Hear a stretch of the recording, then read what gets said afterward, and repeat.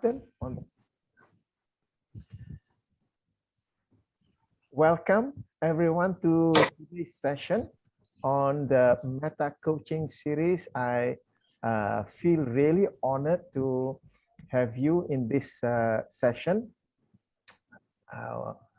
We've got a nice group over here, nine of us here. This session is on dancing through the axis of change. So those of you who are meta coaches, and especially if you have the book Coaching Conversations by Dr. Michael Hall, basically what I've been doing over the last 9 months is I've been taking one topic from that book. The book is entitled Coaching Conversations, and every month I take one chapter from that book for us to discuss, because that's what a coach does, have conversations. So through conversations, we are changing one life at a time. So with that, again, I'd like to welcome you. It's a pleasure and honor to be having all of you this evening. Just a quick introduction. I'm having this session every week now. The first week, every Thursday, the first Thursday of the month, my focus is on neurosemantics. On the second Thursday of the month, the theme is on relationship. The third Thursday of the month, which is this Thursday, the theme is on meta coaching. And the fourth Thursday of the month, the theme is on parenting. If there is a fifth Thursday for that month, then I'll have one Thursday off. So I'd like to honor each and every one of you. Before we begin, if you don't mind, I'd like to invite each and every one of you just to introduce yourself to the room. Just mention your name and where you are dialing from. So I'll begin with the top right hand part of my screen. Tingwi, go ahead. Hello, Mazuki. Hi, everyone. Good evening. I'm from Puchong, Selangor. Yeah. Thank you, Tingwi, for that. And next, Dr. Shakir. You are still muted. You need to unmute yourself. Okay, Bismillahirrahmanirrahim. Assalamu alaikum and selamat petang to the rest. My name is Shakir Mustafa. Thank you for inviting me to be able to join with your groups. And it's very entertaining and very enlightening when you get to know each other better. By knowing each other, we improve ourselves to be better. Secondly, allow us to have a very good listening skill to be able to understand on the person who's talking to us with a certain strength of effort and the anxiety to know each other better. So thank you for inviting me tonight. See you all tonight. Thank you, Dr. Shakir. And next, Marilyn, go ahead. You are still muted. Oh, sorry. Good evening, everyone. My name is Marilyn Chua. I'm from Klang.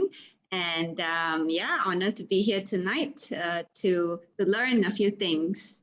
Thank you for having me. Thank you. And careful, if she gets too excited, she might jump into the pool. That's a background there.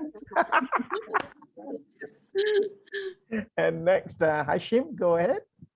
I'm Hashim, calling in from Klang. I got a special request from my wife, Wan Monira. She said, make sure I forward the notes to her, because I've been forwarding all the notes that I have taken on my note, and I forwarded to her. And what I did was I asked her to reflect, to review, and to comment. And she asked me to also do the same. So that's how we learn. And then she was asking, what is there for you to go on that children upbringing? Your children are all grown up. I said, grandfathering. Okay, then she agreed. Thank you, Hashim, for joining us this evening. And over to you, Sunny. Hi everyone, I'm Sunny.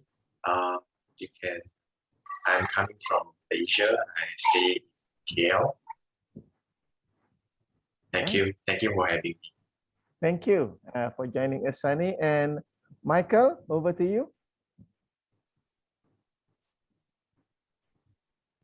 Hello, good evening, everyone. I'm Michael. I was from Taiwan and I used to live in Kuantan, and now I'm calling in from Manila.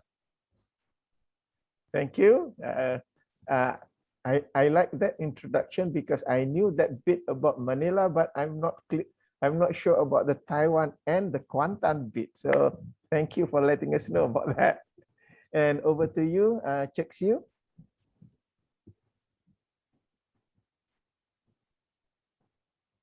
Chek Siu. Yes. I can't hear you.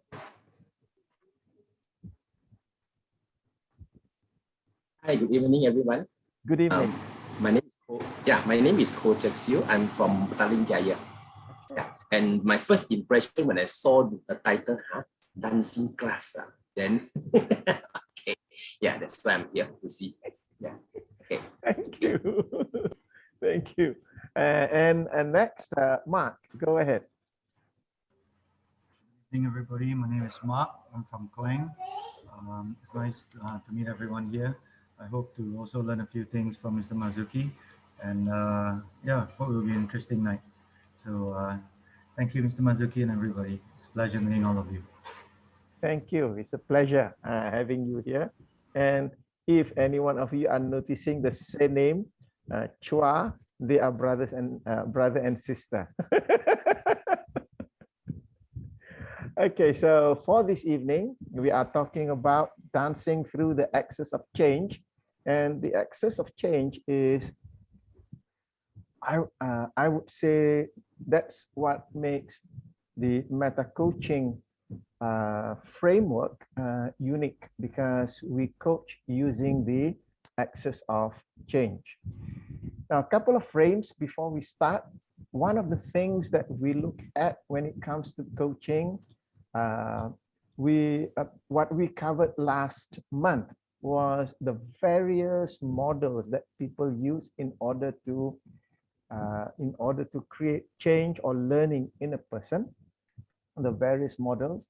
So as a coach, one of the things that we are asking ourselves, or having the question about coaching, is how does a coach facilitate and co-create change with a client?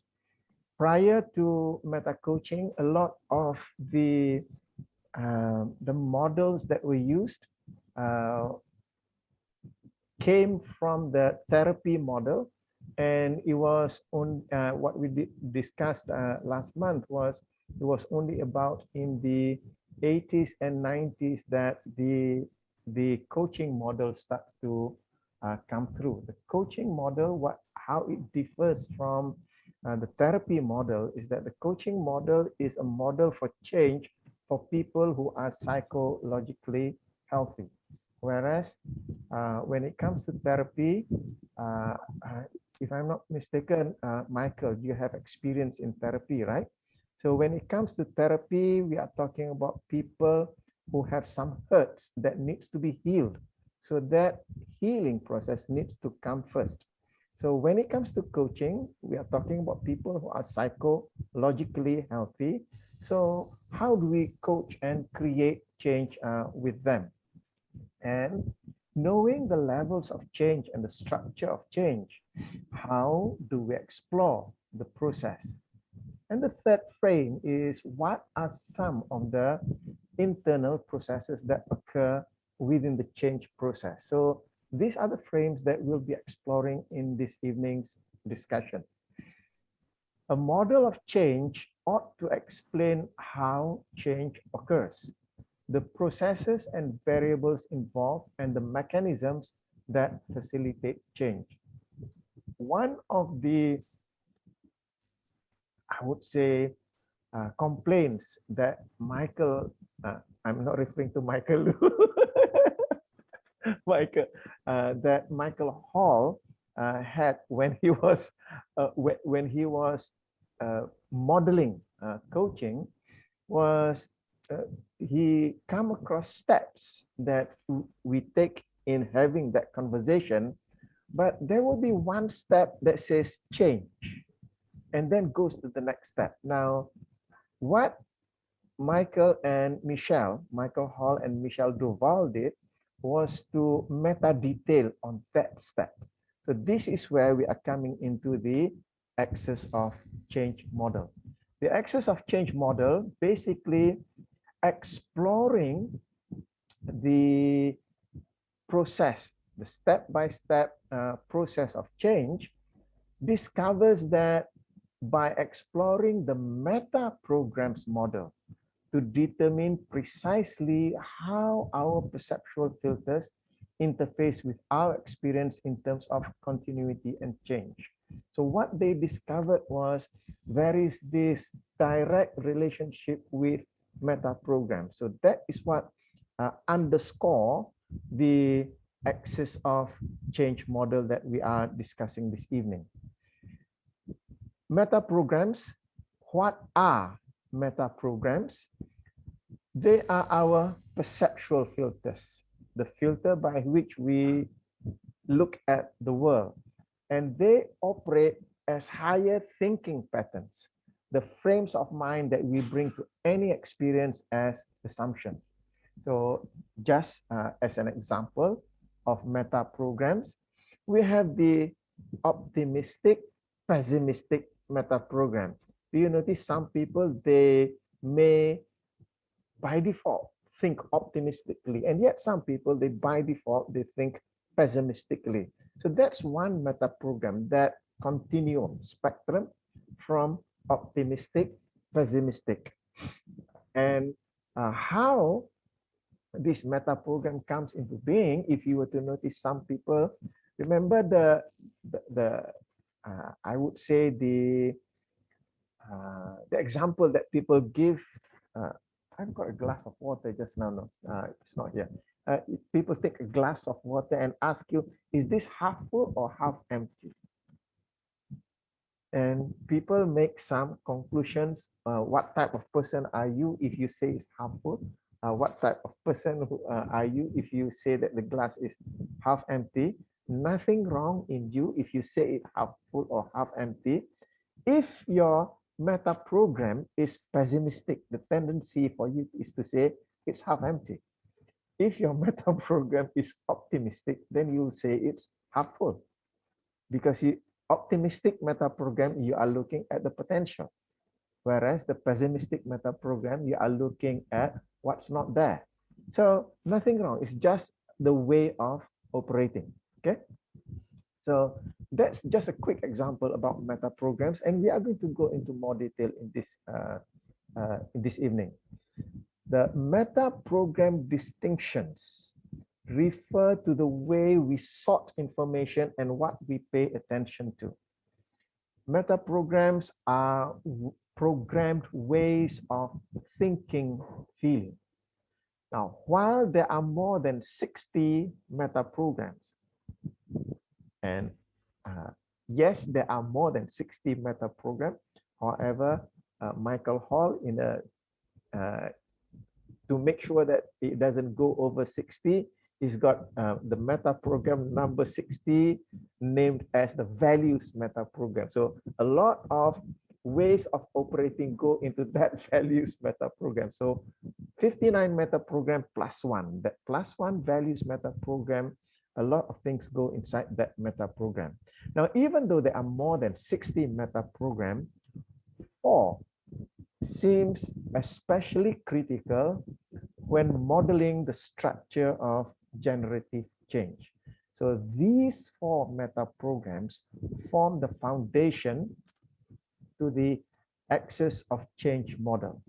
The axis of change model is a synthesis that came from the modeling work that Michael Hall and Michelle Duval brought to the coaching fraternity.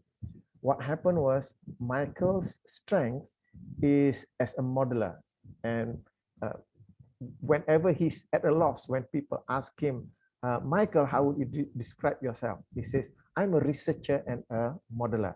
So using the modeling tools of NLP, Michael modeled the field of coaching, and with the assistance, the valuable assistance of Michel Duval, they came with the Axis of Change model. Now, the Axis of Change model identifies the specific steps of a person's energy as the person moves through the stages of change. So in the Axis of Change model, we are looking at 4 meta programs. So let me just put it on the screen for you, for your reference, so that it will be easier for you to refer to this. So we have the 4 meta programs operating. So what are they, these 4 meta programs? One, the meta program of motivation. So in this meta program of motivation, we are talking about the motivating values for change. So what are the values that drive you towards change, that creates that motive for change? The second meta program is the meta program of decision.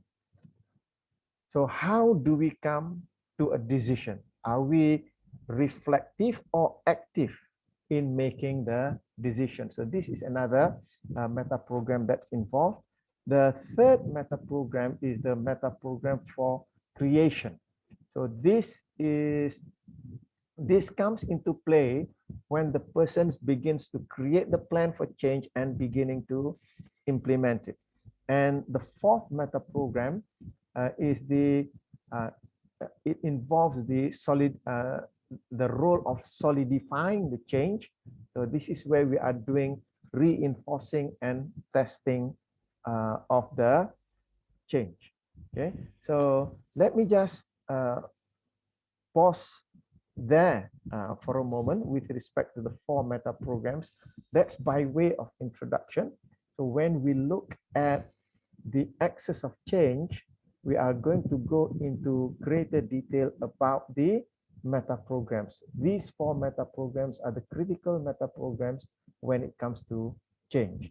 So I'd like to pause here and allow you some time to think and reflect. And if you have any comments to make, any contributions to make, any questions that you would like to make for this moment, just unmute yourself and go ahead.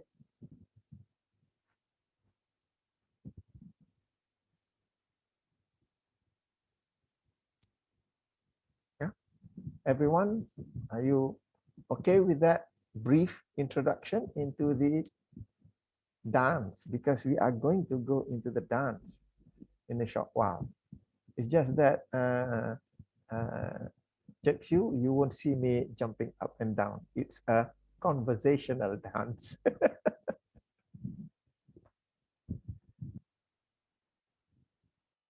Yeah, good with that? Okay. So Mazuki, yes. can I jump in something? Is this okay? Go ahead, please. All right. And these 4 meta programs, by doing this, you are able to understand at what stage, at what level of a person thinking capability, feelings, and focus of attention. So yes, by doing this 4, I mean to say, as a coach, you're able to assist the person inside out by knowing his focus of attention and his ability to make use of conversation as a way to overcome any situation that they're facing. Yes. So by clarifying, by helping them to clarify where they are, they tend to think inwardly. I mean, they're searching for their own internal strength, internal potentials available within them. Yes. So the coach is not so much thinking how to find a solution, but the coach is looking at the person, what are the tools is so good, so experienced, capable use in that session. And by doing that, it takes only a short while, you are able to help the client to find his own solution with a high integrity and full respect. So I mean, it is very motivational to come to this extent and help the person to search for his own best solution. Yes. Okay. Thank you. Thank you very much for that, Dr. Shakir. I appreciate that. And I just want to mention the word that you used just now, focus. Yes, with the meta programs, it allows you to bring your focus, because not understanding your own way of operating, your thinking process, can get you blindsided. And that's what Dr. Shakir was mentioning, to help the client to find their own solutions internally. Okay, so thank you for that, Dr. Shakir. So let's move to the next point to explore the various axes. So again, let me just share the screen. Let's take the first axis. That is the motivation direction meta program. So this is the first axis. So with the motivation direction meta program, what we have on one end of the spectrum, on the motivation direction meta program, we are looking at the client's value experiences. On one end of the spectrum is the away from, what they don't want, what they don't desire. And on the other end of the spectrum is towards, where are they going towards? So when we use this meta program, the questions that we ask as a coach is, what do you want? So what do you want refers to the spectrum of going towards. So when you ask, what do you want? The person will answer where they want to go. The other question, the other end of the spectrum is, what is it that you have had enough of? So that's something that they don't want. So you have, what is it that you want on one end of the spectrum, that's towards, and the other is, what is it that they don't want, that they have had enough. So this is moving away from. And just by asking that question, what is it that you want? The answer that the client gives will give you an idea on how a person is running that meta program.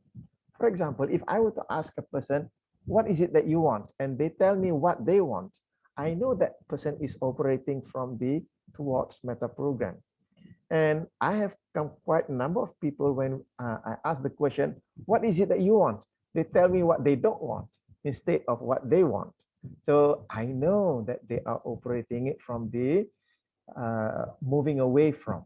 So these are this is the first meta program, the first axis that we use in the change dance, the motivation direction. So the value experience here is the away from are the pains, the aversions, the things that they have had enough. Now, the value experience of going towards are the pleasures and the attractions. So this is the first axis, the motivation direction meta program. The second axis is the axis of the response style meta program. In the response style meta program, it influences how a person makes decision. One end of the spectrum is when a person is reflective. When something happens, they reflect before they make a decision of what it is that they want. The other end of the spectrum is the active side of the meta program. So reflective and active. So that's where the extreme ends of the spectrum. So as a coach, when you ask the questions that you can use in order to utilize this meta program, is asking the question of how do you respond or act when faced with information or request. So the person who is using the meta program of reflective, they'll talk about, they'll be thinking and analyzing things. So now you know where they are operating on that meta program. And the person who is more active will say that they'll take action or they'll make a decision. So you know how that person will operate. Another question that you can use in order to, the question that you can use to identify this meta program is that asking the question, Do you first reflect upon things or take action, then ask questions? Okay, so this is another way of asking questions. So the response preference style is the reflective side of the meta program is thinking, feeling, imagining, and analyzing. The active side of the meta program is acting, doing, taking action. So these are the extreme ends of the meta program. And coming to this point, I'd just like to remind you, those of you who are familiar with meta programs, I'd like to remind you that there may be people who might be operating from extreme ends. It's just that for most people, they have a band, a spectrum that they are operating from. So it is not a black or white scenario. It is an analog scenario. So a person, let's say, this is the this is the active, this is the reflective. So if I were to take the whole screen as the spectrum, so a person might be operating in this band over here or this band over here. The key to flexibility is to be able to operate as a wider band as possible. Yes, there are some people who might be stuck in one end of the spectrum, and that is not resourceful for that person. Let's go to the third axis, the axis number 3, the reference meta program. With the reference meta program, we will go into the creation axis. The questions that we ask are questions of where do you sense your locus of control? Internally within yourself or externally in someone or something? Because this meta program, the extreme ends, on one side you have the internal, on the other side are external. So a person, when we talk about internal or external, we are referring to when a person needs to refer to a source of authority. The internal meta program, they have certain criteria, internal criteria that they refer to, that they use in order to make certain decisions. A person who is external, in order for them to make decisions or create a certain reference, their reference is outside. So they'll be looking at what's out there in order to inform them of what it is that they need to make decisions upon. So another question that we can use, when it comes to the center of authority for you, do you mainly refer to your own internal frames, understandings, beliefs, experiences, and thoughts? Or do you refer to what people are telling you, what you read that is out there? So when a person answers that, it gives us an idea of where they are operating on this axis, on this meta program.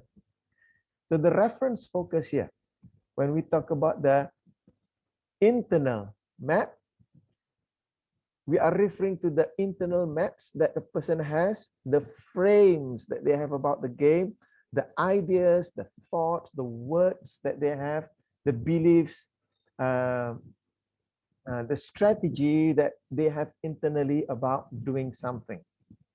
Now, with the external meta program, they are looking for the external actions of the game, the sensory awareness and calibration, and to present things on the outside. So that's the third meta program. Moving on to the fourth meta program over here, axis number 4, we are looking at the relationship meta program.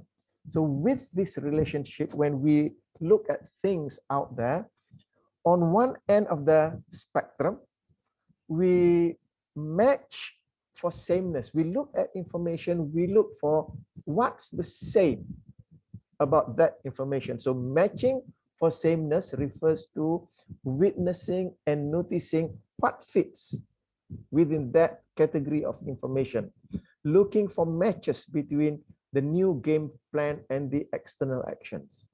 Now, the other end of the spectrum is mismatching for difference, looking for what is different. Mismatching for what differs, determining strengths and weaknesses, monitoring and identifying what needs to be brought up to standard. I wonder if you've come across the, last time in newspapers, probably now it's not newspapers, you have it on, on the internet. They give you a set of pictures, two pictures that appears to be identical, and they say spot the difference. How many of you are good at that? So it relates to this meta program. People who sort for difference, they are very good at playing that game because they're sorting for difference. I'm not good at playing that game because I tend to look for the sameness first before I look for the difference. So that's how our meta program filters the information. So the questions that we use here are the questions: what do you notice first? What's similar to what you already know, or what's different? Another question is, when testing for results, do you default to noticing and appreciating what's working to plan or what's not to your desired outcome? So when the person gives the answer to those, then it gives us an idea about how they are processing the information in their mind, and that will allow us to help them to create that change in their life. Now, I'd just like to give a caveat over here, a warning over here. The thing about the meta programs, yes, there are the two extreme ends of the meta programs. However, those extreme ends are merely polarities, not either or choices. So the distinction that I want to bring to you about the meta programs is that meta programs are ways that we process information.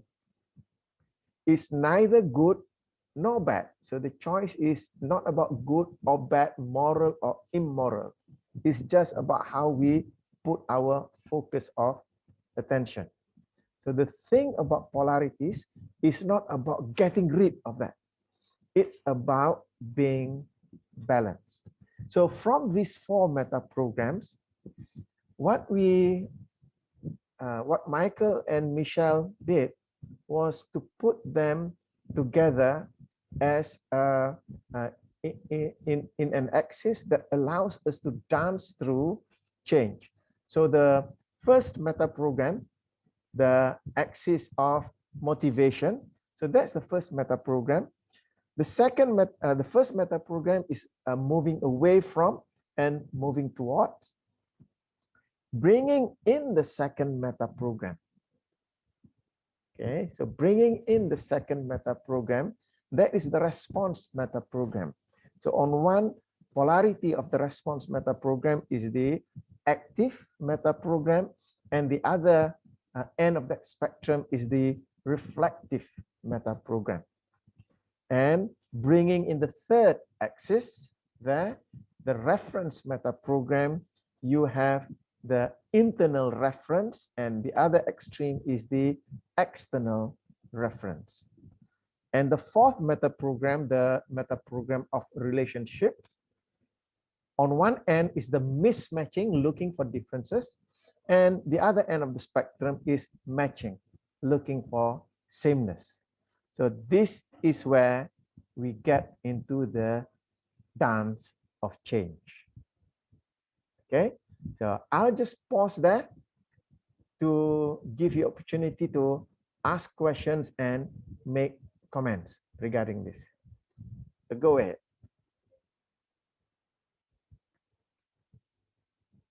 Let me just stop share so that I can look at the screen where all of you are. So any comments that you'd like to make? Tingwi, go ahead. Yeah, Mazuki, I was trying to link the 4 meta programs Mhm. into change. So I can't link for now, but that's okay. Mm. So at the same time, got this thought that maybe was just assumption like every change, right, involves meta program. So for example, you probably at this spectrum of the meta program, and over time you move, and isn't that a change as well? I was asking myself, right? Mhm. Right, that is part of the change, right? And what did you answer to yourself? Interesting. Yes. Yeah. Yeah. So I think the next thing is maybe just wait for you to link up the meta programs to change. Like I can't link them together for now, but that's okay.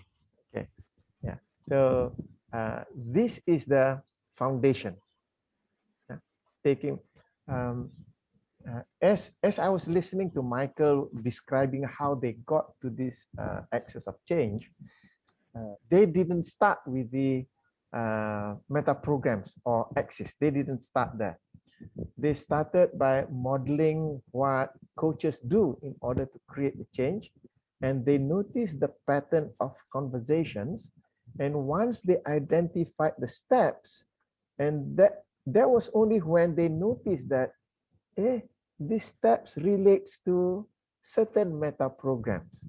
So when they distill it down, it related to these 4 meta programs. So once we know that in order to create that change, we are moving through these 4 meta programs. So these 4 meta programs act as the platform for us to dance. Okay, thank you, Tingwi. Yeah. Anyone else has got any question? Dr. Masuki, Yes, go ahead. question. Yeah. Because sometimes when when the conversation is on kind of things, but how are we know that person is at the which axis kind of thing? Are they at the what you say, the creation or the reactive or all this kind of thing? How are we like identify or notice, or we can so-called sense it they are on which axis kind of things? Yes, thank you for asking that question. There are a set of questions when it comes to meta programs. There are a set of questions that when we ask those questions, it helps us to identify how are they operating and at which spectrum of the meta program they are operating from. For example, I gave you the example of when you ask somebody, typically coaching conversation, we start off with the question, what is it that you want? How they answer the question gives us an indication of how they are operating that meta program. Somebody who's operating the meta program going towards, they will quickly say what it is that they want. Somebody who, if I were to give an example, I was coaching a student about to enter university. So the mom brought her to me so that I have a conversation because she did not know what subjects to take, what study to undertake in university. So when I asked the question, so now that you've completed your SPM and you want to go into the university, so what area of study would you like to take? I don't know. That's quite typical with a lot of people at that age, say, I don't know. And because I don't know what it is that I want, I don't know what it is that I like. So when she answered that, because she has no idea of what it is that she wanted, then I go to the other end of the spectrum and I ask her, so what is it that you don't want? What is it that you don't like? Then she revealed some answers. So when that happens, I know that, okay, she's operating that meta program on the away from. So that's how she's operating. It's just that when we come into the coaching conversation, identifying where the default is for a person gives us the leverage to help the person to move through that change. Yeah? Because the thing about meta program is neither right nor wrong, is how you operate. It's just that when you are operating your meta program in a very narrow band on that meta program, then you become rigid. You find it difficult to change. So that's why coaching conversation will help to reveal it. So with respect, I give the example for the motivation meta program. With respect to the other meta programs, there are questions that the moment we ask the question, it gives us an idea about how they are operating that meta program. And in meta coaching, what we say is that we coach people according to their meta program. It makes it easier for them to make that change. Yeah. So with 60 meta programs, there are altogether more than 120 ways of asking questions to identify how people are operating their meta programs. Yeah. Yes, thank you. Thank you. Dr. Shakir. Add in. Yes, please. Yeah. As a question being asked, how we know a person's talk, where are they in the meta program, meta models?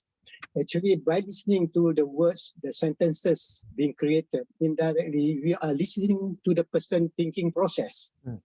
So the 4 meta program given by Michael, based on this motivation, decision making, and the third one is integration and creation, allowing us to understand where is this person positioned. Or indirectly, we are asking ourselves, where is this person focus of attention? Where is looking at? As explained by Marzuki just now when he met a student who are either here or not there, when you ask a certain question, because questions are the way to make a person to think. So this thinking process will be reflected as they give the answer. So what we as a coach should be doing, asking more of clarification question, what they want or what they don't want. So in this meta coach, because they have 4 meta, and then they come back with the 8 wheels, 8, what you call it? 8, as you said just now, axis of change. Yeah. All this started with the 4. The 4 models, meta models. And as a result of that, everything there is a pair, right? God said everything there is a pair, left, right, above and below. So these 2 is the further discovery by Michel Duval and Michael Horn, assist us to be able to identify, if you are able to listen to the person, the way they created their sentences when they give you the answer. Somewhere or other, you understand where is the source come from. Is it from the moving away? Is it they are towards certain thing, or is it using reflective thinking or active thinking? By noticing that, so how to know further is asking more clarification question, allow them to explore, explain more what they mean. Indirectly, we are fully certain, oh, this person is talking exactly from this point of view. So and you understand what he says. So we are now listening to what he said, not from what we mean, what the person means. Understand what he says, understand what he wants, not from what we mean, not from what we want. So by doing that, that means we make things easy for other person to find the solution, or just by changing his pay of attention, his focus of attention, because just now we are talking about locus of control. Yes, this locus of control subjected to the person where he is, where he wants to go. So by helping this, you become a facilitator. You facilitate, assist him to find the solution. That's why when certain person, we are not fully able to understand what they want, what they mean, we are sometimes we can create difficulty to them.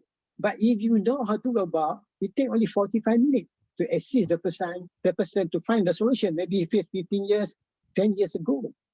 So by doing this, by noticing what style of thinking, what they want, what they don't want, mean to say we are using the empathic listening skill. So by doing this, then sometimes you just paraphrase. The person can immediately give you the right answer from his point of view. Thank you. That's Thank what you. I guess. Wow, thank you. That's an in-depth description for that. So I appreciate that very much. Okay. So are we ready to move a little bit further? So this relates to what thing we mentioned just now. How does it all come about? So looking at the 4 meta programs presented in that particular way. So what we have, what Michael and Michelle has discovered is that with these 4 meta programs, so you have the 4 coaching roles. So one is you from the axis of motivation. So we have the push-pull dance, asking the question. So these are the questions as a coach we have in our mind in the push-pull dance, because we want to bring the person from where they are, that's where they do not want to be, to where they want to be. So that's their target, that's their goal. So understanding the meta program will help us to identify whether to push or to pull. So as a coach, now I'm asking the question, is this person energized to explore? How's the motivation level to face reality as it is? So a person who moves towards, what we are doing is that we are pulling them towards their goal by painting, getting them to paint a remarkable picture of where they can be. So that's the pull dance. Or if the person is operating from moving away from, then we get them to create how undesirable that state is to the extent that they cannot remain there. So now we are pushing them away from where they are at. So that's the first dance, the push-pull dance. From the second axis, we move into the decision dance between readiness and leverage. Okay, so the questions that we ask in our mind is, do we know the frames that has created the client's current situation and state? Is the client clear about the pros and cons of the decisions? So this is where they are making the decision and then working to implement it. So the third axis is the axis whereby we move into the dance of creation, into the inner game and outer game. So once the person has created that motivation for change, moving to the second axis whereby the person has made the decision, the next dance is to create what it is that they want to achieve, create that internally, and create the plans externally, the external strategy. So creating the internal strategy for change and then working out on the external strategy of putting that into practice. So as a coach, we are asking the question within ourselves in order to help the client, asking the question, does the client have a new game plan? Does the client have an action plan? Is the client motivated and aligned with the new game? So those are the questions that help us to be able to help the client in this particular axis. And the fourth axis is the dance of solidification through reinforcement and testing. As the client puts it into their neurology, into practice, as the coach, we ask the question, does the client have access to the new behaviors and games at all times? So those, they have created the external game that was in dance number 3, the dance of creation.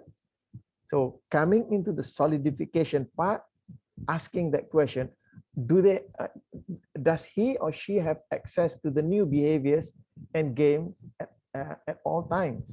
So does the client needs to practice certain behaviors in order to have that behavior to be able to be ready to use? Is the client continually learning and improving? Are there accountability structures in place? So these are the thoughts that we are concerned with in order to help with the client making the change. So from this motivation axis, from the meta program axis, we have the axis of motivation.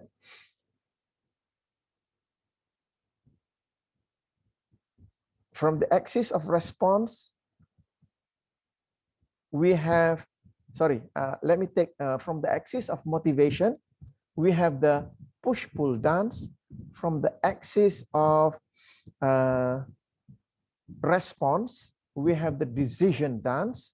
From the axis of reference, we have the dance of creation. And from the axis of relationship, we have the dance of solidification. So that's how the different dances comes into play as we coach a person. So from the axis of motivation, the push-pull dance, that is where our motivation direction for change comes in. So in the coaching conversation, asking the question, are we moving forward? Is the client moving forward?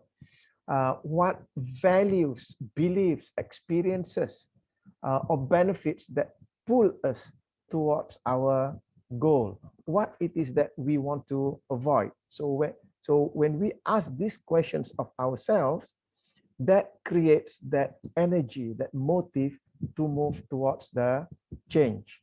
And once we have that energy to move towards change, we step into the second axis of response. This is about our decision. It is about our awareness that leverage the change. So the question of what is our style as we become aware of our need to change? Do we prefer to think, reflect, and analyze? Or do we prefer to jump in and just do it, just make the change? So as a coach, when I'm noticing this about the client, I want the client to be able to move within that axis. Because, for example, if the client's default is thinking, reflecting, and analyzing, and I am just opening up that space for the client is unaware of what's on the other side. So they go on thinking and thinking, analyzing and analyzing. So they analyze until they get paralyzed. So to be able to shift them to the other spectrum. So this is about to leverage that change. So once the client has made that decision, so that's why it's the second axis. So move the client to the next axis. That is the axis of reference. From the axis of reference, this is where the creation process comes in. Our preferred reference system in change.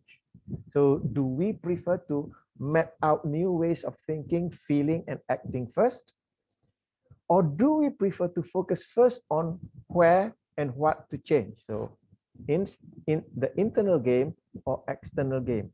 And to prevent the client, again, to prevent the client from having that blind side, to dance with the client, to move with the internal game, and to explore what's in the external game. If the client automatically goes into the external game, to facilitate that discussion and then move into the internal game. So that's where that dance is, the creation dance. So once the client has that created the internal strategy and as well as the external strategy, so this is where the we move the client to the fourth axis, the axis of relationship, to bring the client into the dance of solidification. Now that the client has the strategies in place, the internal and external strategies in place, bringing the client to begin the work of achieving their goal by implementing it. So in this solidification dance, do we match any and every indication of the new behaviors and performance to validate and positively reinforce? Do we mismatch what isn't up to standard to monitor, refine, test, and feedback new insights? So after the client has made the decisions, they begin implementing. How do we know that the client has arrived at their goal? So this solidification dance is important so that we can match the criteria, whether they've achieved that, and to mismatch to see which parts of the criteria has not been matched. So that's why we call it the dance, because we start off with the first axis, the push-pull dance, to create the energy for change, with sufficient energy moving into the decision dance to get the client to make the decision. Having that strong decision about change, moving the clients into the dance of creation. First, the internal strategy, and then to implement it, to be able to perform. So for small goals, that may take a short time. For larger goal, that implementation, the internal and external implementation, may take a longer period of time. So being with the client throughout the process of implementation, then as the client nears the completion, moving into the solidification dance to check how many percent has the client achieved their goal, and mismatching to see what else have they not achieved. That gives us and the client to be able to fully realize where they are at. Okay. Now, with these 4 meta programs, it helps us to facilitate that change for the client. And Michael also mentioned about a hidden meta program that as a coach we need to take into account. That is the meta program of information size. Information size, on one end of the spectrum, we have the global meta program, and you have the specific meta program. So as a coach, you want to be able to look at the global overview and help the client to meta detail, especially when we move into the dance of creation. As they say, the devil is in the detail. So as a coach, to be able to help the client to get into the detail in implementation, in that way we'll be able to help the client to achieve his or her goal. Okay, so let me pause there to give you an opportunity to ask questions or give comments with respect to those.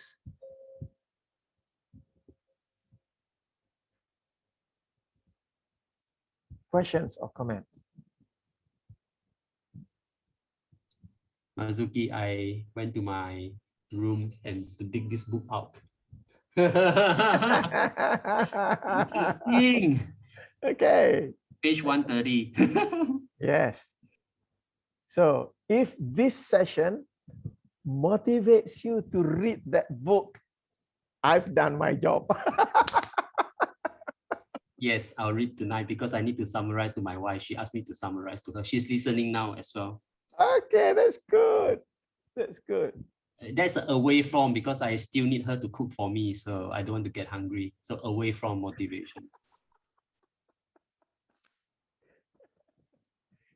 Let me just pose a question to either Mark or Marilyn. With respect to the axis of change, what about this axis of change that you may have noticed when you coach your swimmers?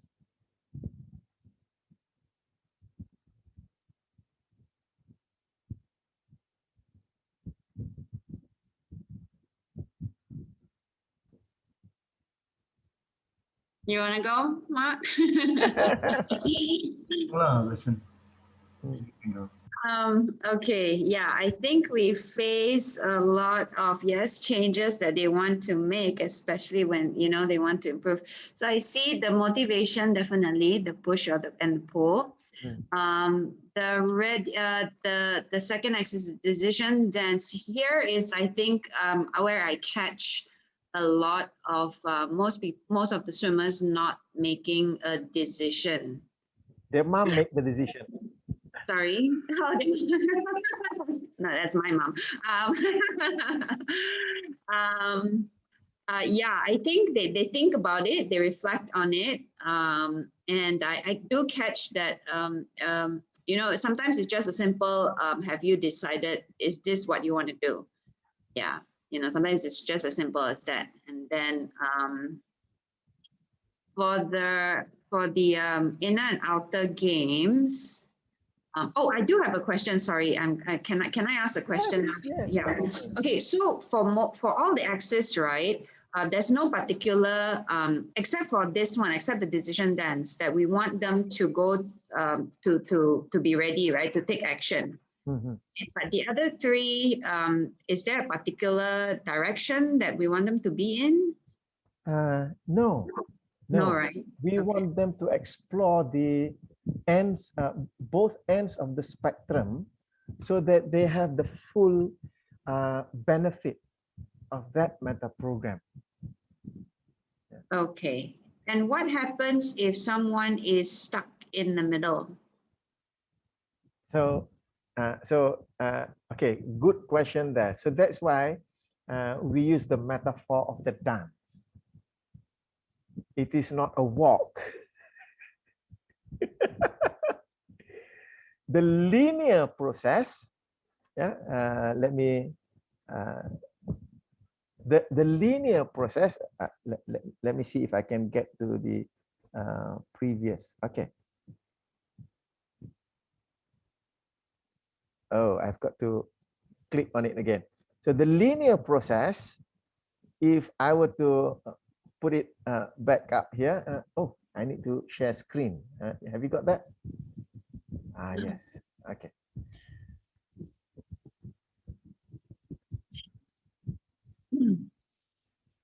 Neurosemantics is non-linear, the way that we put things up here. The linear process is you start off with away from, and then, so where are you now? That's the away from, that creates the away from. Where is it that you want to go? That creates going towards. So now that you know where you want to go, you have enough motivation. So we move to the second axis, the response axis. So think about where you want to go, where you are now, analyze it, and then from there, making a decision to create that change. So from reflective, going to active. Okay, so that's the ideal, and you don't come across this ideal thing. Ideal linear path. So now the person has made the decision, moving into the reference meta program, the third one, going into the inner game to create the beliefs, the frames in order to create that change, and then creating the external strategies of how to do it. So how many times you need to come for swim practice, and what are the elements of exercise that you need to do. So that's the outer game. So, and the ideal person will come to practice and then do all of those. And then after practice and practice and practice, you notice that this person probably is ready for competition, moving into the solidification dance, whereby checking with the person. So how much have you achieved here? And what is it that you have not achieved? So matching and mismatching, and you are done. So that's the linear bit. It's just that we human beings, we don't move in that linear fashion sometimes. Because for example, when a person has already had enough motivation to move into making a decision, they may make a decision, and as they are creating the plan, something might happen that cause them to lose part of that motivation. So that's where we need to, okay, so noticing that, oh, this person has lost some energy. So moving to the axis of motivation and having that conversation there to be able to build that motivation again, and probably jump back into the creation dance. So that's where the dance comes in. It's not a linear walk in the park. You'll be moving, dancing with the energy. So noticing where the energy of the client is. Thank you so much for that. That really, yeah. Okay, now I understand, because I've always, well, not always, but I'm thinking now of this change as a very, very linear, black and white. You know, you go through this step, and then the change happens. But yeah, you're completely right. No, that doesn't happen most of the time. There are going to be ups and downs along the way. It's a dance. Yeah, and to facilitate that full-on change, yeah, we've got to dance with them, and I've got to dance with my swimmers. And yeah, so back to that question about where our swimmers, I do now. Thank you. I'm so glad I attended this. See why the change doesn't stick is because of the fourth axis, the accountability, the reinforcement. I think a lot of times that is where why the change doesn't stick.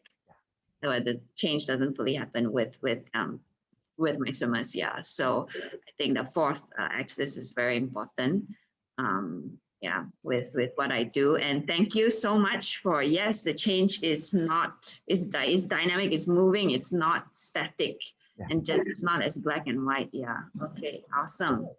Thank you, Dr. Shakir. Do you have anything that you like to add? By listening to the conversation between yourself and with Chua, I found that the ability of Chua to discover certain things during the discussion is more helpful for her to be more exactly be able to assist his client or coachee by knowing certain areas of interest between the two parties. There is always a common ground. Because we're talking about solidification, we're talking about the common ground. Yes. So first, try to understand what is the common ground that you can fully understand the person and the person can fully understand about you. And number two, as explained, so Cik Marzuki just now, this is not consequential. Right? Some people, they start with B, some people will start A. So I mean, it depends on the person's ability to construct or what you call to narrate a certain story to you. Some people, they are starting with looking at the garden. Some person, when they start talking to you, they are looking at the swimming pool. So it's the coach having that skill capability to understand, to address at that moment particular of time. We really give higher energy. That's where you create motivation. That's how co-creating. Here is Michael dimension also how we co-create. By having the ability to create between yourself with the client, the internal strength has been developed. And through a short while, you also be amazed. You feel it's very amazing to listen to your client ability to explain to you fully. I mean, it covers, sometimes they cover a little bit of here, a little bit of here in the 4 meta program. If you listen carefully, you want to understand on between the 4 programs that we learn, actually which is the dominant area that this person is paying his attention. So by doing that, that means you are very empathic listener. You have this empathic listening skill. By applying this empathic listening skill, because the energy is so so excited to the person, he didn't feel that talking 15 minutes to you as if he's talking to you for 2 hours. The difference between understand, listen to understand, and listen just to ask the question, 2 separate things. As Cik Marzuki explained just now, any person can start from any angle. It's not going to fix, but it is from us that we should be able to understand some hypothesis, because sometimes they are looking for synthesis. Sorry, I'm just using the term synthesis. They like you asked just now earlier on, but toward the end, you got your own synthesis. You got your own solution. So I can see the energy in yourself, the excitement, the chin structure of your face, the smiling, all this indicate there are internal mechanism has been operating. So by doing that, you match your thinking process and the person thinking process. So immediately you can recall your experience when you deal with your client. I hope I just share, put it into practice. By doing this, the person realize that he is being coached. He feels so comfortable. He feels, I think I'm waiting for the next session. Before the times come for the next session, maybe in 2 weeks' time, maybe 1 week earlier, he will call you up. When can we say again? So that's why I say something started from inside out will forever continue. Because by knowing each other, we have to have a good listening skill. Like Marzuki said just now, whether we become an awakener or challenger, it depends how we construct the sentence, how we bring ourselves to the person. The first thing I understand on scientification, we must have very solid common ground. Okay, thank you. Thank you, Dr. Shakir. Thank you. Yes, anyone else? Dr. Marzuki, just now I missed something you mentioned on the information side. You say from one end is global. How about the other end? Just I missed that one. Okay. Information size, one end is global. You are looking helicopter point of view. The other end is specific. You are looking at the nitty-gritty detail.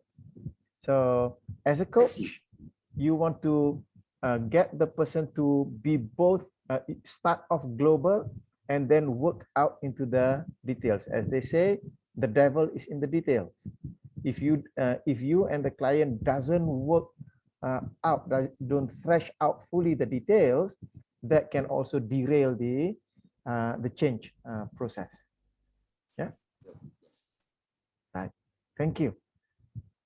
Let me bring to one more topic for this evening.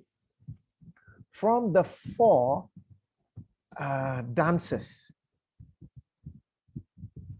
it is of no surprise to you, I hope it is of no surprise to you that as a coach, the 8 coaching roles that you need to play. Yeah. So let's take one by one. What are the 8 coaching roles in the dance? From the axis of push-pull dance, looking at the second axis, the axis of active reflective dance, then the axis 3 external dance, and axis 4 the mismatch dance. It creates 8 roles because the roles that you play at the polars of the meta program. So with 4 axes, therefore you have 8 roles that you play. So let's take a look from here. From the motivation axis, the away from part of the meta program, that's the role you play as a challenger. You challenge the client to move away from where they are at. because they don't want to be there. Challenge to not put up with average or mediocrity, but to become the best that they can be. So that's one role. At the other end of the spectrum, you are playing the role of the awakener to facilitate an awakening in the client to their own inner passions and vision about life. Get them to visualize, to see their the future that awakens their spirit. So the challenger and awakener. So if the client drops back to where they are at, you challenge them. So that is the push. And you awaken them to the dream that they have. That's the pull. So those are the two roles that you play in the push-pull dance. Okay.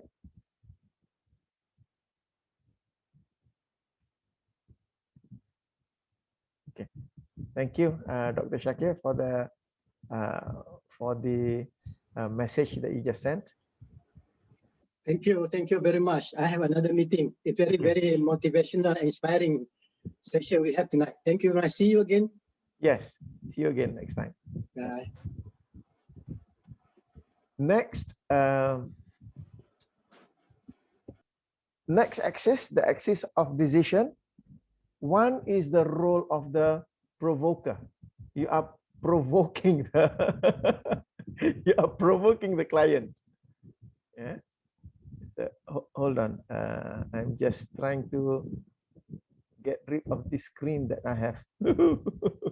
Oh yes. Okay.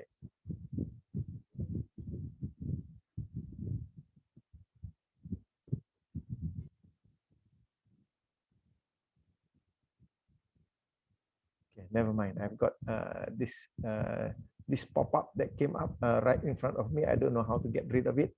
Never mind. We'll just move on. So the role of provoker and the role of the prober, because you are probing. Yeah, this is the active reflective dance. As a provoker, you are facilitating in the client. Yeah, you are facilitating in the client sufficient energy so that they can think about the hold on, let me just this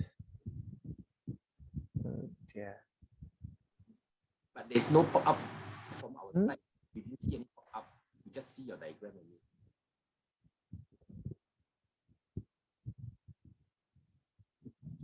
I'm just trying to get rid of this pop-up. Oh dear, where is it?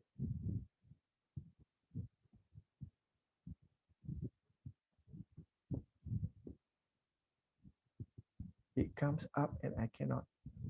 So hold on, let me just stop share first. Yes.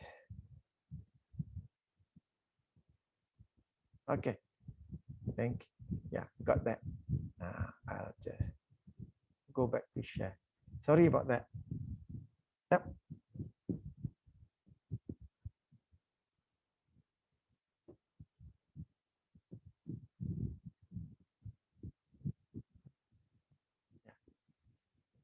So as a provoker, you are facilitating sufficient energy and realism that the client reaches that threshold, that breakthrough in order to reach a new level of existence. And the other end is as a prober, to probe, to co-create with the client the best ideas, the beliefs, the decisions, the stories that they can tell themselves when they make that decision in order to achieve the goal, the dream that they want to achieve. So that's that makes it 4 roles altogether. Moving to the creation meta program. So you have the role of co-creator to co-create the best kind of frames that will set the navigational rules of the game, how they want to play the game. And at the other end of the meta program is the actualizer. After creating the plan, now making the action real in real life, the actions, the behaviors. So they are putting it into practice. So they have the plan.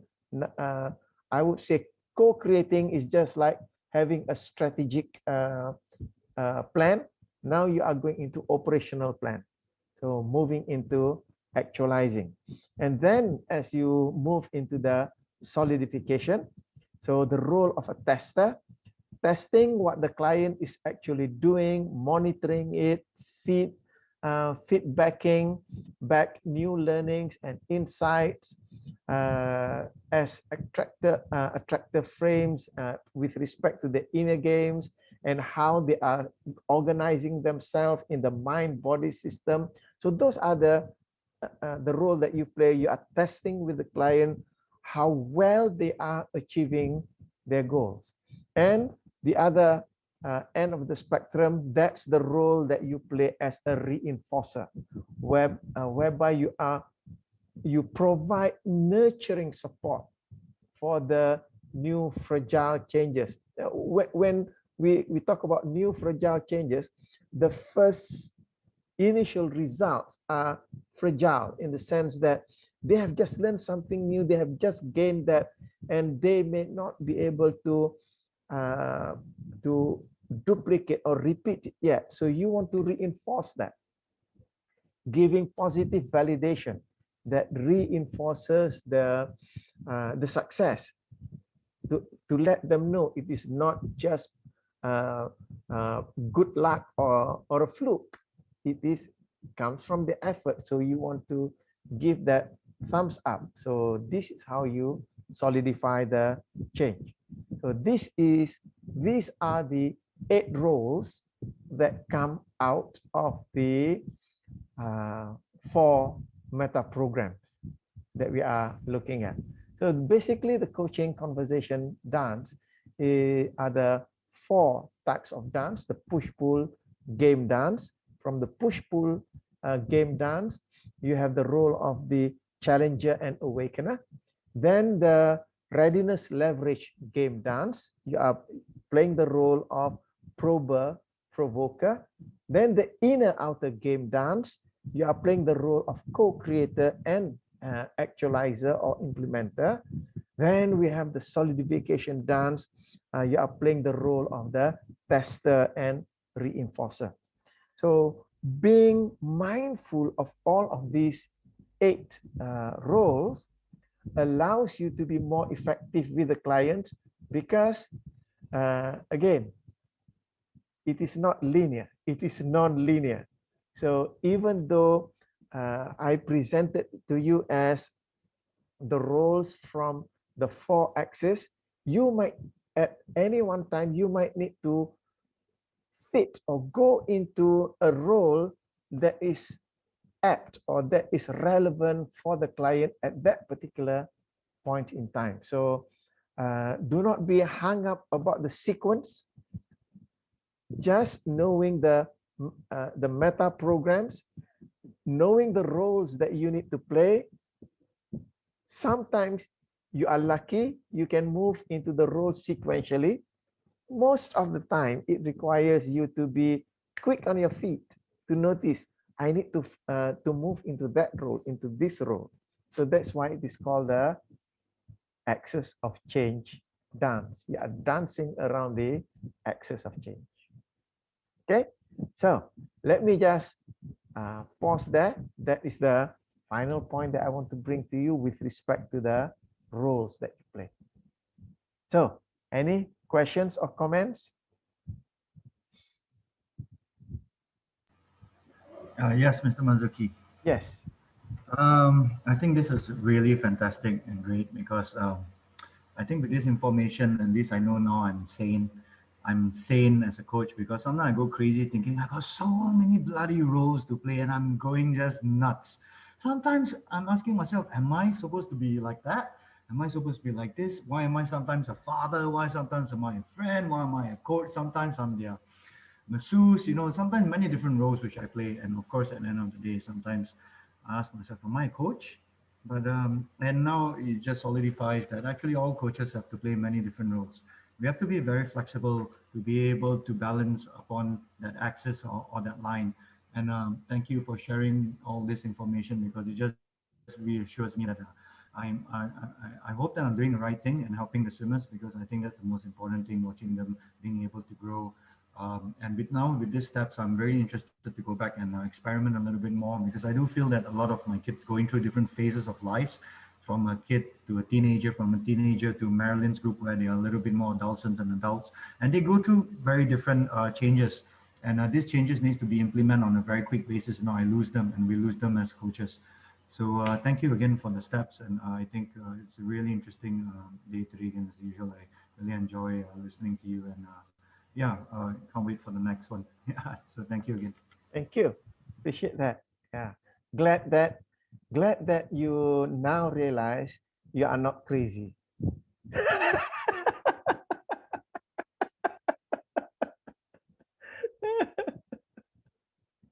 Okay.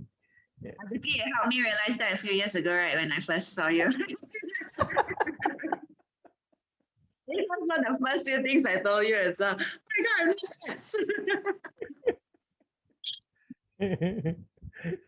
Thank you. Thank you for that. And as a coach, you need to, when you know your client well, you will know which role to go into at that particular moment. If I may use one example, this speaks volume about this guy, Robert Kiyosaki. I was attending an 8-day business school boot camp. Robert and Blair Singer were the facilitators for the program. Not facilitators.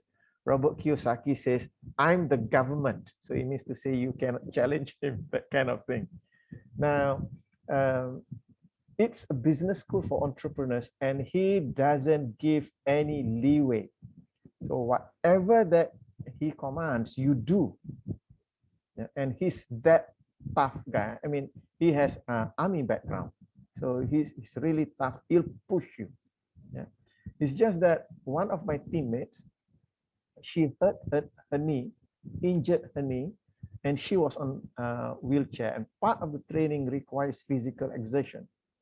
So when she was hurt, everyone was thinking that she's going to die, because Robert is going to force her to get off that wheelchair and run. We had to run by the beach.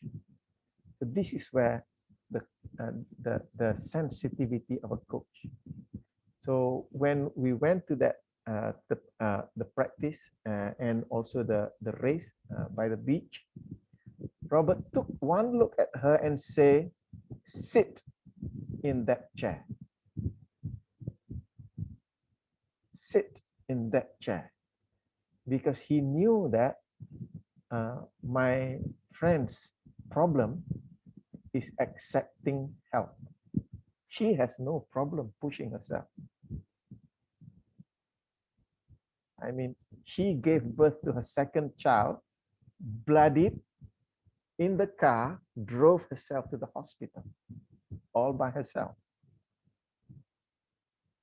Robert knew her in that way.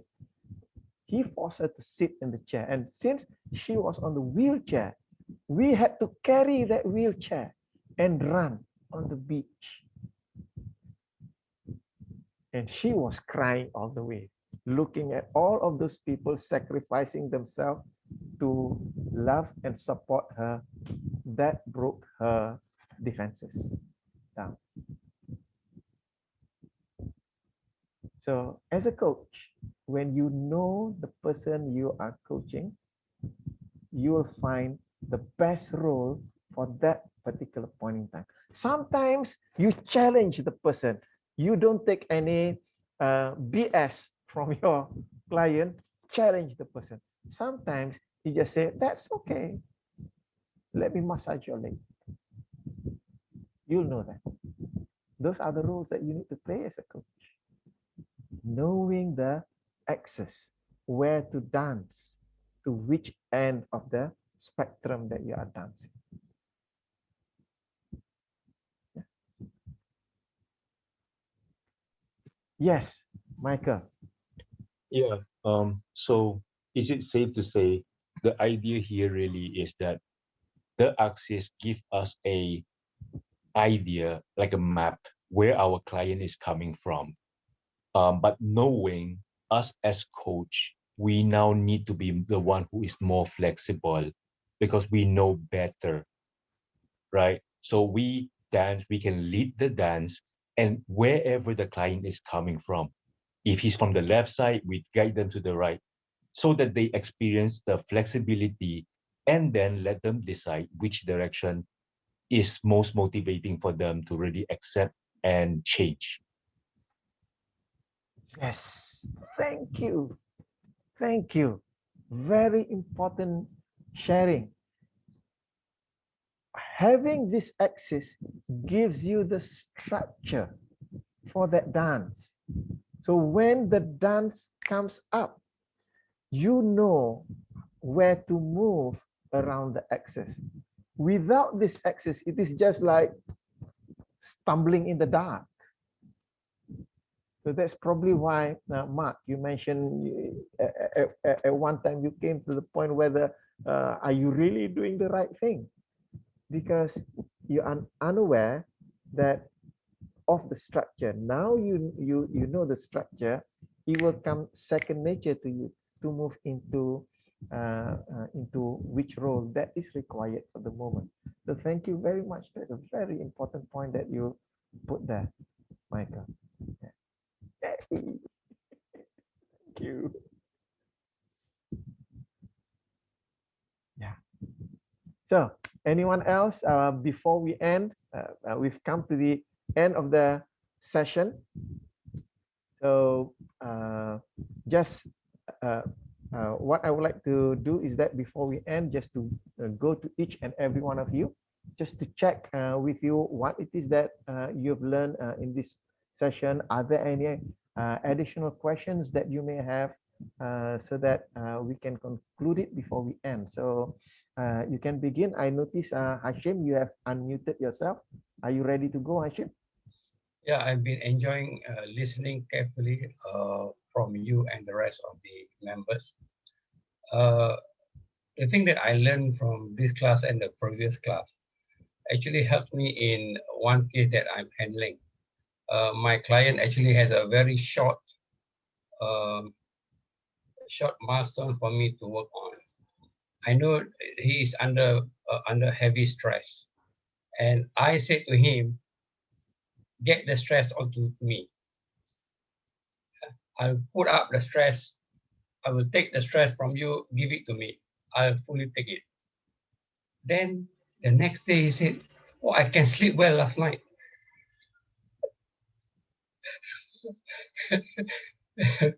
And daily we had a conversation, and the coaching conversation actually helped me to, at that point of time, at the point of the context of the work that we are working on, the right questioning actually give the answers from him, not from me. Because he has the answers. It's not me. Because he is the process owner.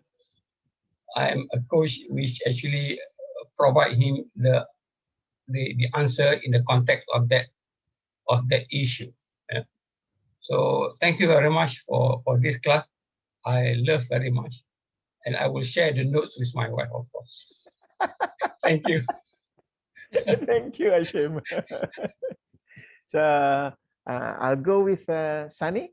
You have anything else to say or any questions? I don't really have a question. I have some question earlier on, but I listened to the interaction, the questioning and answering session. I got my answer, and I'm pretty blessed to have joined today's session to know more about coaching, as well as an introduction to the axis of change. And it is a very good concept for the new. I'm pretty much new to coaching. I'm still looking forward to sign up for a coaching course. So that's why I'm here to explore. And but yeah, it is totally different from other courses that I'm exploring. So yeah, definitely it's something to explore. Thank you very much for your sharing. Thank you. Thank you. When you mentioned that you're looking forward to coaching course, I go, yay! And this is the first announcement that I will make outside of the leadership team of the Institute of Neurosemantics Malaysia. So this is the first announcement that Malaysia will be holding the ACMC in 2023. The Associate Certified Meta Coach Training in 2023 will be hosting that. And in 2024, we'll be hosting the Neurosemantics Trainers Training. So, a lot of work in front of us. So, Tingwi, ready for ACMC? So, thank you, Sunny, for saying that. And moving on to, okay, Tingwi, go ahead. Why me? Okay. Yeah, I think given me motivation to read the book, page 130. It's only 30 pages. I checked already. Can be done tonight. Thank you for that. I think it's a model that we can refer to. And one thing that I actually had the Access of Change website open in my browser for more than half a year already. And I just click it and look at it again. Love it. Thank you, Marzuki. Thank you. Appreciate that. Moving on to Marilyn, go ahead. I would have a question. So the dance will also include people who are not, who cannot make a decision yet, right? Just say, you know, if something is not painful enough for that person to change, they may just be kind of just dancing where they are and then not follow through with the rest of the exercise. It's still considered that it is in the change, right? Yes. Okay. Okay. Yeah. Great. So it could be like someone's like, oh, you know, I want to change, but then they don't take action until a year later. So they're still stuck in that dance, or rather as a coach, we want to facilitate that, like the second axis, to them taking action, right? Yeah, go. So moving into the motivation axis to create that energy, because it's from that energy that they will move into the decision. So without that energy, they'll not make any decision. Right. Okay. Reminds me of a story that a friend mentioned. He said that he went to a friend's house. Before stepping into the house, noticed that the dog was howling outside.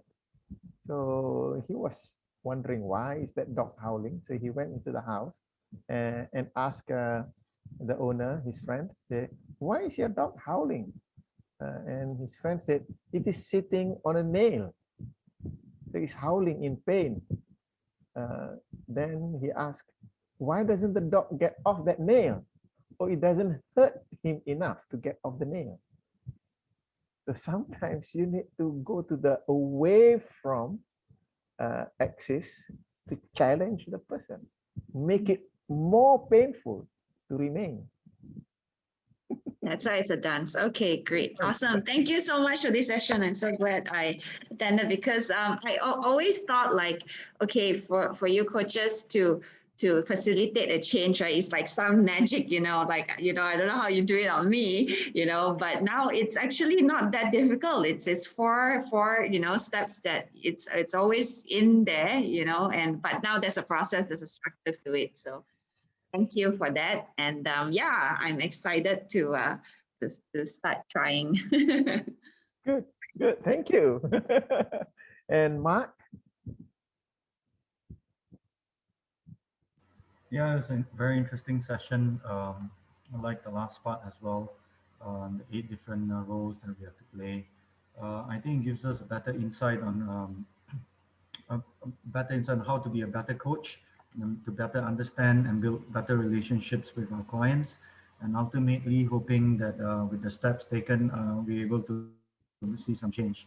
And yeah, I'd like to definitely go back on the drawing board and see how we can get this going with our students. Yeah. And also with our colleagues and staff as well. Yeah. Some that needs a little bit of coaching. All right. And thank you, everybody. Thank you, Mr. Mazuki. Thank you, Mark. And moving to Ko, Chek Siu. Yeah. So to me, what my takeaway tonight is the 8 different roles you need to play. Okay? And what you say, I mean, if I'm not mistaken, is it might not come in a sequential order kind of thing. It may be very random. Sometimes you have to play same role for two, 3 times in the conversation, this kind of things. So yeah, and that is a very good reminder to me because why I always forgot the coaching part. I always go into the telling part kind of thing. So that's one it's some for me to improve. Because it's not coaching, it's preaching, you know. Yes. That's why that is something I need. Yeah. Okay. Thank you for that. All right. Thank you. Thank you, Mas. Yeah. Thank you, Dr. Thank Mas. you. And last but not least, Michael, go ahead. Yeah, so well, you know, I have been taking this for quite a few times, but I think this time, as in this particular session, makes it even more clear for me. Because I think I have been missing some very, very important part. Can you imagine what I was missing? I was missing the meta program. Right. For whatever reason, I have not hear meta program for a very long time. I mean, we did the dance, we did the game, we did the you know what the program we conduct, and then we took different roles. So all of those I remember. I just didn't remember the meta program. So for a very long time, I couldn't seem to put it to like how else can I make it more smooth. And today I hear the meta program and it totally makes sense. Now I connected the pieces. So can you imagine that I can miss? And yes, I do have a book too. Right. And then I like also what probably the part that Marlene was mentioning about the people, that's about the moving away from and towards. And sometimes to help the people who couldn't move away from or not painful enough, we might also want to check in terms of their reference, if they are internal, meaning self-motivated, or it matters to them what other people think because they are external reference.